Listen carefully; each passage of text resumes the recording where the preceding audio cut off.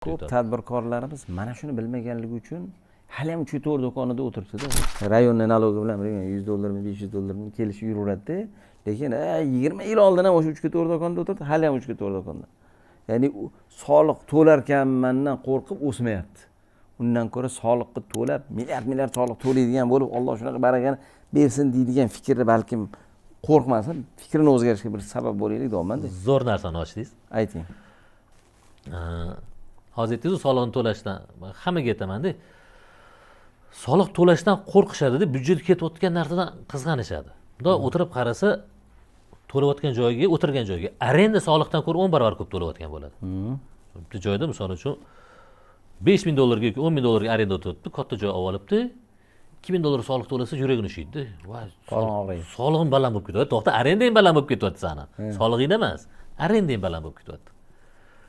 Xuddi shunaqa oddiy mana hozir ko'p imенно brend qilayotganlar Kaizen boshqalardan foydalanyapti biznes optimizatsiyasidan. Solig'im ko'payib ketyapti. Yo'q, sani ortiqcha xarajating ko'payib ketyapti. Ish haqi bilan, logistika bilan bo'lgan xarajating ko'payib ketyapti, solig'ing emas. Aslida bunday solishtiradigan u yoq xarajatlari ko'p. Soliq o'zgaruvchan xarajatda. Shunaqa. Bitta hammaga aytadigan narsam agar o'zlari eshitsalar mana qilarlar, shu Odil aka degan odam bo'lardi, Odilboy aka, shu Zeramax paytida Umid aka sherigim ustozimiz va anaqadagi Odil aka bilan birga ishlashgan, o'shanda aytdi, Odil akani teoriyasini aytgan edi. U odamda hamma aytadi, o'sha paytdagi siyosiy zo'ravonlik bilan hamma ish qilganda, yo'q, unaqa emas. U odamni o'zi juda ham boshqacha fikrlaydigan odam va nimadan kuchayar edi. O'tirib hisoblab ko'radi. Misol uchun 10 so'mga olaman. To есть xarajatlari 10 so'mga oldim va hokazo hammasini hisoblaydi-da, xarajatlari va sotuvdan qoladigan summani. Hamma soliqlarimni to'lasam nech pul qoladi? Ani hech qaysi bir solig'ini to'lamasa 100 so'm qolar ekan. Hamma solig'imni to'lasam 50 so'm qolar ekan. Bizda qo'rquv boshlandi, 2 barobar kam topar ekanman. Yo'q. 50 so'm qolar ekanmi? Ha. Shu 50 so'mni 100 so'm qilishim uchun nima qilishim kerak? Mana bu 2 barobar oshirishim kerak.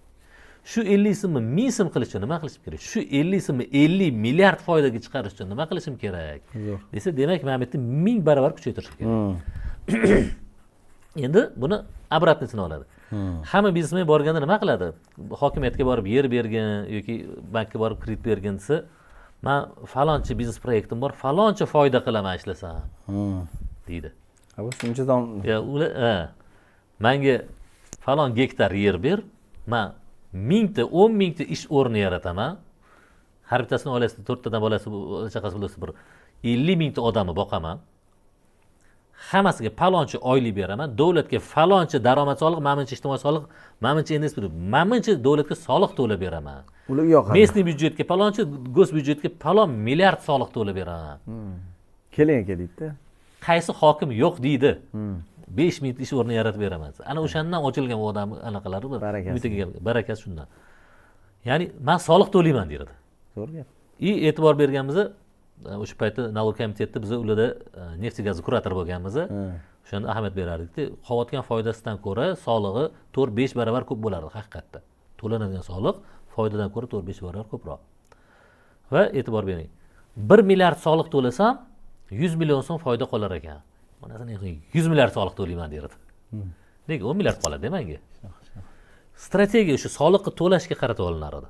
Mayli, men hozir aytmoqchi emasman, hamma topganlar soliqni to'lab olinglar emas, lekin ras soliq неизбежный narsa ekan, ilmini o'rganinglar, qonuniy eng kam yo'llarini o'rganinglar. Eng kam strategiyasini chizib oldikmi? Chizib oldik. Birov 100 so'm to'layotganda men 50 so'm, 40 so'm to'lashim imkoniyati bor ekan. Ha. Bo'ldi, shu men 40 so'm emas, men 400 so'm to'layman. 40 so'm emas, 400 million to'layman. Nega? Bo'ldi, undan kami yo'q menda. Lekin har gal 40 so'm to'laganimda menga 100 so'm foyda qolsin.